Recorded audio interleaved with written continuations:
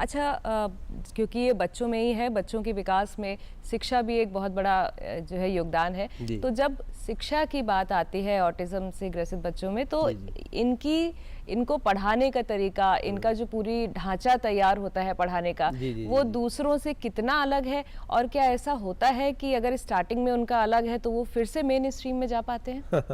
तो मैं बताऊं कि ये परेशानी शुरुआत की होती है। हमारा ब्रेन ऐसे डेवलप होता है जैसे आप समझो कि पाथवे बन रहे होते हैं, रास्ते बन रहे होते हैं। जैसे दिल्ली है, लखनऊ है, कलकत्ता है, मद्रास है, मुंबई है। अभी देखो पिछले 10 सालों में इतनी सड़कें बन गई हैं, फटाफट लोग पहुंच जा रहे हैं, कहते कार से जाएंगे। क्या हुआ ऐसा ये हुआ कि रोड बहुत अच्छे बन गए, फास्ट काम हो रहा है। ऐसा ही एजुकेशन का मतलब होता है कि हमारे ब्रेन के पाथवेज एक मिनिमम स्टैंडर्ड तक बन गए हैं। एजुकेशन मीन्स लर्निंग तभी होगा जब पाथवे बन चुके हो। तो पहले बच्चे लर्निंग में डालने से पहले हमें ये देखना चाहिए, ज़रूर देखना चाहिए कि बच्चे को जो अर्ली स्किल्स है, अर्ली डेवलपमेंटल स्किल्स, उसमें प्ले भी आता है, उसमें इमोशनल रेगुलेशन आता है, उसमें इमेजिनेशन आता है, उसमें understanding to the world and people, मतलब आस पास की समझ और एक बड़ी समझ, अपना सेल्फ केयर, ये सारी चीज़ें आती हैं। शुरुआत के 10-12 हाईवे बनते हैं हमारे दिमाग में, इनका मेजरमेंट होना चाहिए और ये देखना चाहिए कि क्या 5 ईयर तक कंप्लीट हो गए हैं, या बच्चे की एज मान लो 3 ईयर का है फिजिकल एज, तो क्या उसकी डेवलपमेंटल एज भी 3 ईयर की है। इसमें अगर कहीं गैप है तो स्कूलिंग नहीं हो पाएगी। तो स्कूलिंग करने से पहले इसको ज़रूर टेस्ट करा लेना चाहिए कि बच्चे का क्या अर्ली स्किल डेवलपमेंट जो है, पाथवेज हैं, वो अप टू फिजिकल एज तक बने हुए हैं। अगर ये है तो बच्चा बिल्कुल मेन स्ट्रीम में जाएगा और मेन स्ट्रीम में पढ़ाई करता है बच्चा। अच्छा, कोई डाउट नहीं है इसमें। अच्छा, जो आप प्राइम टाइम बता रहे हैं, जैसे 2 से 6 साल या 2 से 8 साल, जैसे आपने बताया, अगर इस समय पेरेंट्स नहीं भांप पाए तो इसके बाद क्या परेशानियां आती हैं और फिर क्या समाधान है? होता क्या है कि देखिए पारुल जी, हमारा समाज बहुत स्ट्रिक्ट है और एजुकेशन सिस्टम और भी स्ट्रिक्ट है, चीज़ें बहुत फिक्स हैं। तो ऑटिज्म का बच्चा इसी चीज़ से चिढ़ता है, वो चाहता है कि चीज़ें फिक्स ना हो, चीज़ें हमारे हिसाब से हों, और हम कहते नहीं चीज़ें हमारे हिसाब से हों। तो जब 2 चीज़ें कड़क हो जाती हैं, एक तरफ हम कह रहे हैं हमारे हिसाब से हो, बच्चा रिजिड माइंड सेट का है, वो कहता नहीं हमारे हिसाब से होना चाहिए, तो होता है कोलिजन, स्ट्रगल। और स्ट्रगल में बच्चा कमज़ोर है। देखिए बच्चा फिजिकली भी कमज़ोर है, मेंटली भी अभी वीक है बच्चा, कोई उसका कुछ है नहीं, तो बच्चा मार भी खा सकता है, डांट भी खा सकता है। ऐसा करने से बच्चा प्रेशर फील जैसे ही करता है, वैसे ही बच्चा एक काम करता है, उसका एक अल्टरनेट पाथवे, एक अलग रास्ता बनना शुरू होता है, जो कि बिल्कुल सोच विचार से अलग, मीन्स सोचना बंद, किसी तरफ देखना बंद, खा रहा तो खाना कम कर देगा, सो रहा तो सोना कम कर देगा, थोड़ा बहुत बोल रहा तो वो भी बोलना बंद कर देगा। अब क्या कर लेंगे आप? बच्चे ने जो कुछ करना था सब कम कर दिया। इसे कहते हैं बच्चे ने अपने को इस डिसोसिएट कर लिया है एनवायरनमेंट से। उसको लगता है ये सब बेकार है, ये लोग तो प्रेशर डाल रहे हैं, मुझे नहीं बात करनी है, मुझे नहीं देखना इनको, और हर लोगों से डरने लगा। उसको सभी लोग एक जैसे, मान लो पेरेंट्स ने उसको मार दिया है तो वो दूसरों को भी देख डर जाता है कि ये भी मार देंगे मुझे, क्योंकि स्ट्रांगली विजुअल है वो। अब देखा कि इन्होंने इसे मार दिया तो वो भी मार सकते, तो सब लोग हर आए ह्यूमन बींग से डरना शुरू कर देता है वो। तो समस्या बड़ी विकराल हो जाती है। पेरेंट्स उसमें और रिजिड होते हैं, बच्चा और अपने को आइसोलेट कर लेता है, तो ये विशेष सर्किल में बच्चा घूम जाता है। पेरेंट्स रिजिड हुए, स्कूल रिजिड हुआ, बच्चा और डिसोसिएट हुआ, फिर पेरेंट्स और रिजिड हुए, बच्चा और डिसोसिएट हुआ, बिल्कुल डिसोसिएट ही हो जाता है बच्चा जी। अच्छा, और या तो फिर एंजाइटी होगी, रिपीटेशन में चला जाता है, रिपीट करने लगता है चीज़ों को, तो बोलते हैं ये ऐसा क्यों कर रहा है, उसके लिए फिर और प्रेशर डालते हैं, फिर बच्चा और रिपीट करता है जी। तो एक चक्रव्यूह में बच्चा फंस जाता है, पेरेंट्स फंस जाते हैं और उनको समझ नहीं आता कि निकलने कैसे, रास्ता क्या है। अच्छा, यहाँ पे पेरेंटिंग मुश्किल भी है। अगर बच्चा जो है ऑटिज्म से है तो ये तो मैं मानूंगा पेरेंटिंग बहुत मुश्किल है। पेरेंटिंग के लिए पहली बात तो समझ की आवश्यकता है कि समझें कि ऑटिज्म क्या है।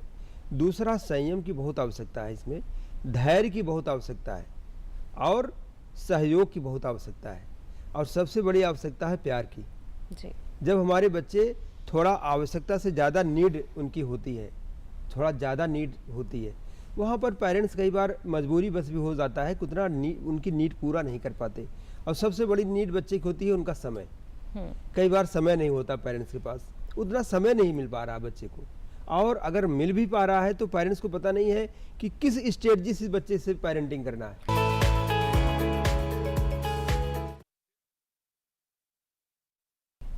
अच्छा, क्योंकि ये बच्चों में ही है, बच्चों के विकास में शिक्षा भी एक बहुत बड़ा जो है योगदान है। तो जब शिक्षा की बात आती है ऑटिज्म से ग्रसित बच्चों में, तो इनको पढ़ाने का तरीका, इनका जो पूरी ढांचा तैयार होता है पढ़ाने का, वो दूसरों से कितना अलग है? और क्या ऐसा होता है कि अगर स्टार्टिंग में उनका अलग है तो वो फिर से मेन स्ट्रीम में जा पाते हैं? तो मैं बताऊं कि ये परेशानी शुरुआत की होती है। हमारा ब्रेन ऐसे डेवलप होता है जैसे आप समझो कि पाथवे बन रहे होते हैं, रास्ते बन रहे होते हैं। जैसे दिल्ली है, लखनऊ है, कलकत्ता है, मद्रास है, मुंबई है।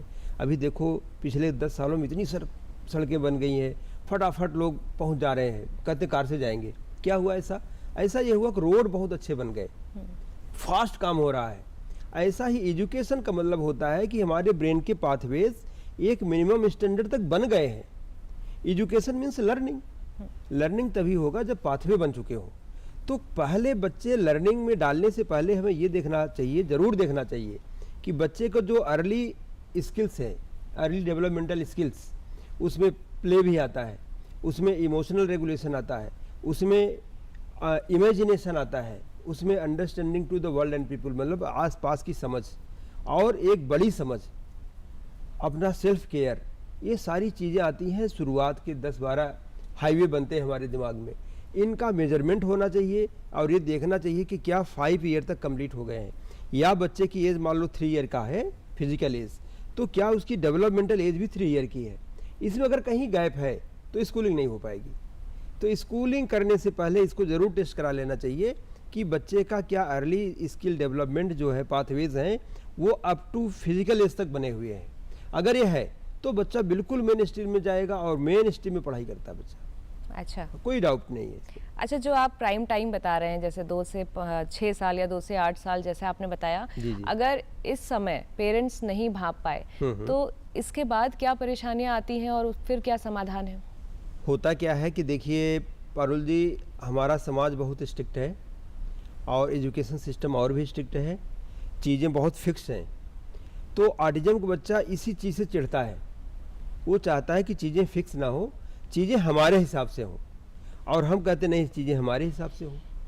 तो जब 2 चीज़ें कड़क हो जाती हैं, एक तरफ हम कह रहे हैं हमारे हिसाब से हो, बच्चा रिजिड माइंड सेट का है, वो कहता नहीं हमारे हिसाब से होना चाहिए, तो होता है कोलिजन, स्ट्रगल।